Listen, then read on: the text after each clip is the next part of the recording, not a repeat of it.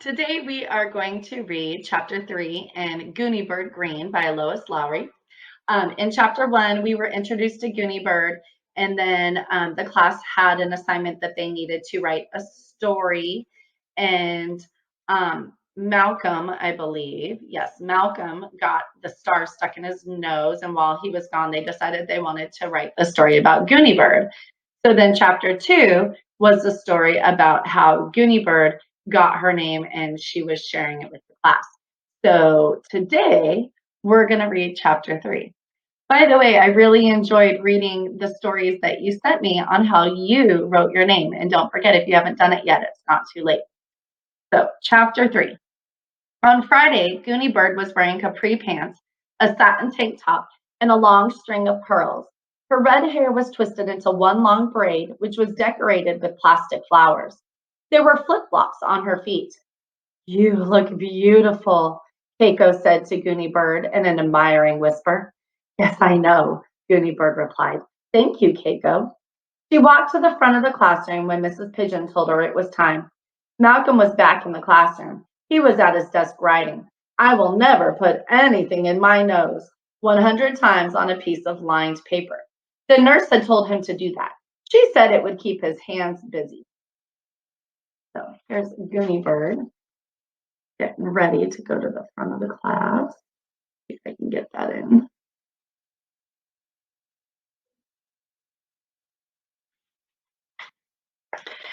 "How come Gooney Bird gets to go stand in front of the class?" Malcolm asked. "Shh!"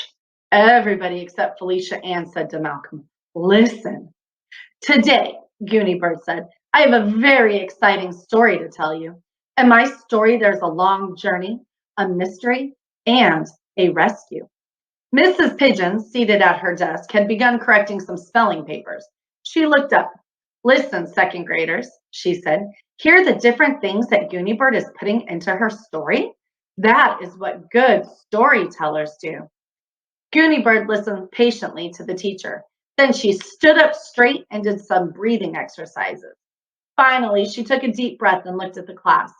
"I am ready to begin," she said at last. The title of the story for today will be How Gooney Bird Came from China on a Flying Carpet. "Just like Aladdin," Barry Tuckerman said in a loud whisper.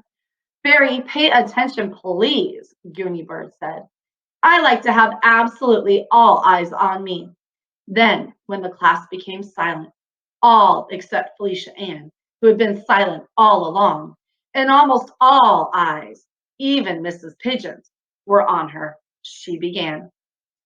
How Gooney Bird Came from China on a Flying Carpet. Once upon a time, just last month, Mr. and Mrs. Greene decided to take their little girl, Gooney Bird, and move away from the place where they had always lived. They had always lived in China, but now Mr. Greene had a new job, and his new job was in Water Tower. "That's here," Chelsea said aloud. "I live in Water Tower." Gooney Bird stopped talking. She arranged her pearl necklace so that it was draped over one shoulder. "Me too," Tricia said. "We all live in Water Tower," Ben pointed out. "That's why we go to Water Tower Elementary School." "Class," Mrs. Pigeon warned. "Mrs. Pigeon," Gooney Bird said politely, "let me take care of this." "Children," she said in a firm voice, "I cannot tell a story if I am constantly interrupted. There will be time for questions and comments. Please raise your hand if you want to say something. It's very distracting for me if you call out." "Sorry," Tricia said. "Sorry," Chelsea said. "Sorry," Ben added. The class waited. Gooney Bird looked at them all sternly. Then she did some breathing exercises and began again. He had always lived in China, and now Mr. Greene had a new job, and his new job was in Water Tower. So they packed carefully. It took many days. First, Mr. Greene had to pack 43 sets of false teeth. Then Mrs. Greene had to pack her dancing shoes and her bathing suit. And Gooney Bird had to pack all of her belongings, which included a money collection. Finally, their furniture was loaded onto a moving van, and the Greene family waved goodbye as the moving van drove away from drove away from China and started its journey to Water Tower. Gooney Bird stopped. Every child in the classroom had a hand raised, and even Mrs. Pigeon was waving her arm. I'll have an intermission now for questions. Intermission means a break, Gooney Bird said. Chelsea, yours first. Why did Mr. Greene have 43 pairs of false teeth? Chelsea asked. The false teeth are not part of this story, Gooney Bird said. Malcolm? Malcolm had looked up from his I will not put anything in my nose paper. His eyes were very wide. Tell me about the money collection, he said. That's another story, Gooney Bird said. Beanie, when are you going to tell about the prince and the diamonds? Beanie asked. Gooney Bird thought it over. On Monday, I'll tell it, she said. Now, there's time for one more question before I continue. Mrs. Pigeon, did you have your hand raised? Mrs. Pigeon nodded. Gooney Bird, she said in a nice voice. You have an amazing imagination, and we think you are wonderful at telling stories. Don't we, class? She looked around, and almost all of the children nodded. But I want to be certain that the children understand that these are made-up stories. So I want to point out, my stories are all absolutely true, Gooney Bird said. I want to point out, Mrs. Pigeon went on, that of course we all know that China is a foreign country across the ocean, and that a moving van could never drive from China to Watertown. Gooney Bird rearranged her pearls and sighed. Mrs. Pigeon, she said, why don't we take a few minutes for research? Is there an atlas in the bookcase? Mrs. Pigeon laughed and said, of course. She went to the bookcase and took out a book of maps called an atlas. Now, said Gooney Bird, would you find out if there are other Chinas? Other Chinas? I don't think. Mrs. Pigeon began turning the pages of the atlas. She found the index at the back. My goodness, Mrs. Pigeon said after a minute.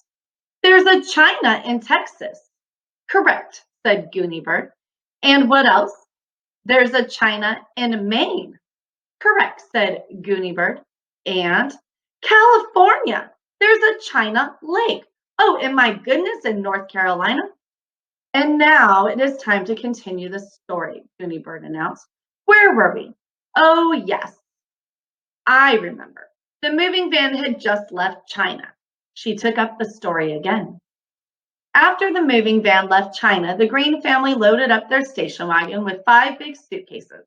Then they added a lawnmower that they had forgotten to put in the moving van, a cooler full of ham sandwiches and iced tea, a bundled up stack of National Geographics, and an orange and white cat named Catman, who had no tail because he had flicked his former tail once under the lawnmower.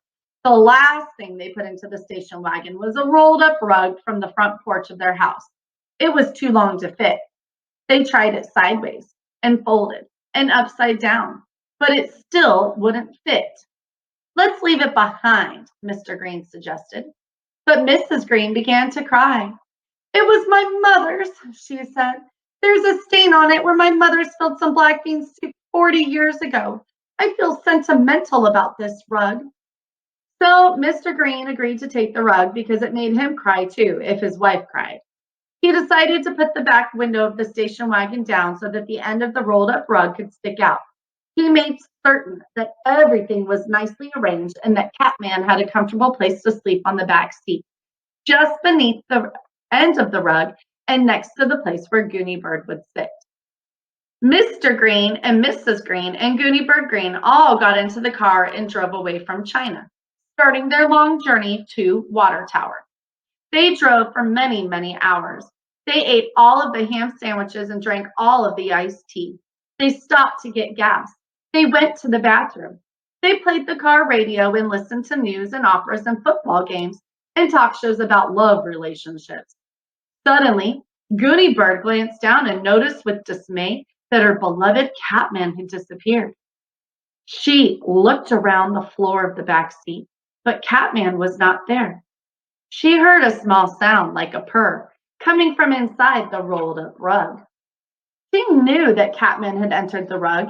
He probably found it a warm and dark and cozy place. But Gooney Bird was worried about Catman. She decided to try to get him out. She reached into the rolled up center of the rug, but he slithered away beyond her hands.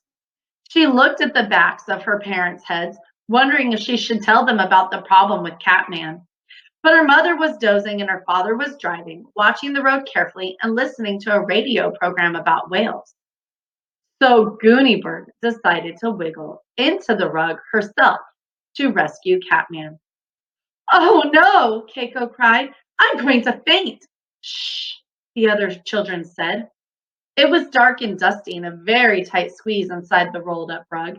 But Gooney Bird wiggled inch by inch toward Catman. Catman slithered away, inch by inch. She could see his glittering eyes as he backed away from her hands. Gooney Bird was determined to rescue him. She continued forward. Suddenly, an amazing thing happened.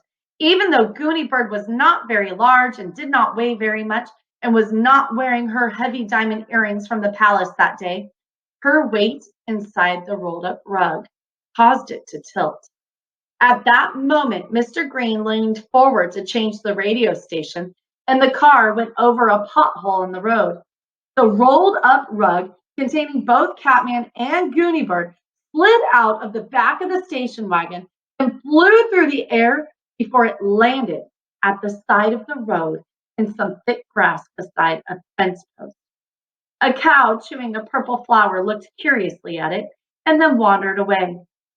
The station wagon drove on around a curve in the road. Suddenly, the rug unrolled. Catman's fur was standing on end, and if he had a tail, his tail would have been sticking straight up in the air.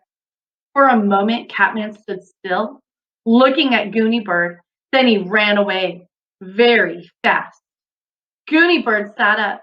She was not entirely sure what had happened, but she was not hurt. She simply wondered where her family was, and her cat, and the car. Other cars stopped and people got out. Many people offered her a drink of water from their bottles of Avion, but Gooney Bird wasn't thirsty. After a while, a police car with a flashing light came. A TV reporter came, and a cameraman. While the policeman talked on his radio, the TV reporter, a woman with very large hair, interviewed Gooney Bird and called her the little girl who had a flying carpet ride. In the interview, Gooney Bird described Catman and asked people to call the station if they found him. But she never got Catman back. Eventually, the police car took her to her parents, who were both crying at a gas station 4 miles down the road. When Gooney Bird and her parents were finally reunited, everyone, including 2 policemen, a TV reporter, and the gas station owner, hugged and kissed and did the tango. The end. What a lovely story, Mrs. Pigeon said, and an exciting one, too, but a little sad to lose your kitty that way. Catman is not a kitty, Gooney Bird said. He is a cat, and I didn't say that I lost him. I just said that I never got him back. So no one found him and called the TV station? Actually, they did, Gooney Bird replied. But where is Catman now? Asked Mrs. Pigeon. He was consumed by a cow. He was eaten. Gooney Bird said, but that's a different story. By a cow? You're joking, Mrs. Pigeon said. No, said Gooney Bird, I'm not joking. I tell only absolutely true stories. Tell it, the children called. I will, Gooney Bird said. Another day. Well, I sure hope that you enjoyed chapter 3. Can't wait to read some more with you next time.